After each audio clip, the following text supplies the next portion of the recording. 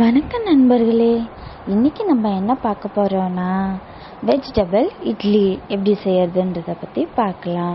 நம்ம இது வரைக்கும் இட்லி உப்புமா மட்டும்தானே பார்த்துருப்போம். அதுக்கு தேவையான பொருள் வெங்காயம், குடமிளகாய், கேரட்டு, தக்காளி, கருவேப்பிலை, இஞ்சி பூண்டு பேஸ்ட்டு, பொடியாக நறுக்கி வச்ச இட்லி, இது எல்லாத்துக்கும் அதோட கரம் மசாலா, கடுகு, பிரியாணி மசாலா. இப்போ அடுப்பு பற்ற வச்சுட்டு கடாயில் எண்ணெய் ஊற்ற போகிறோம்.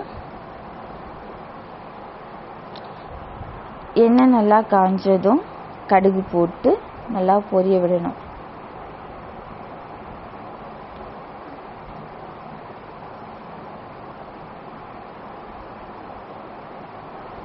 கடுகு நல்லா பொரிஞ்சதும் வெங்காயத்தை போடணும்.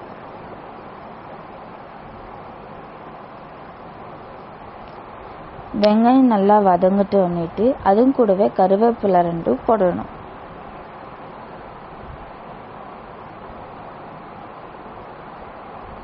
அதையும் சேர்த்து நல்லா வதக்கணும். அதுக்கப்புறம்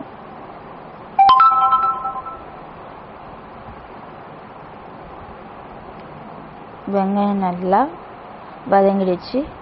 இப்போ தக்காளி போடணும். தக்காளி நல்லா வதங்கிட்டு அதுவும் கூடவே சேர்த்து இஞ்சி பூண்டு பேஸ்ட்டு போட்டு நல்லா வதக்கிடணும்.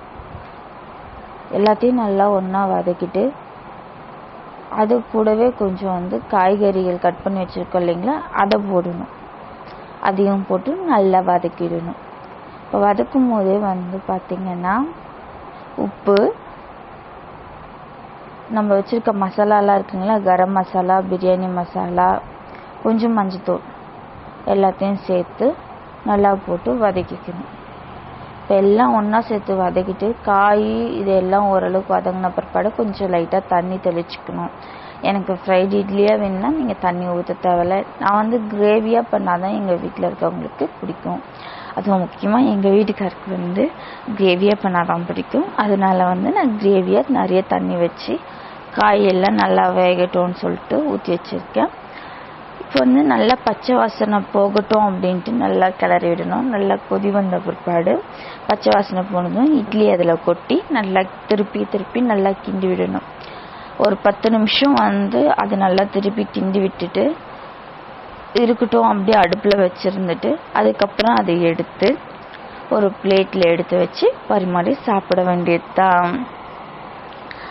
பார்த்திங்களா, நம்ம வெறும் இட்லியாக சாப்பிட்றத விட, இட்லி உப்புமா சாப்பிட்றத விட வெஜிடபிள் இட்லி எப்படி இருக்குன்னு சொல்லிட்டு செஞ்சு பார்த்துட்டு கமெண்ட் பண்ணுங்க.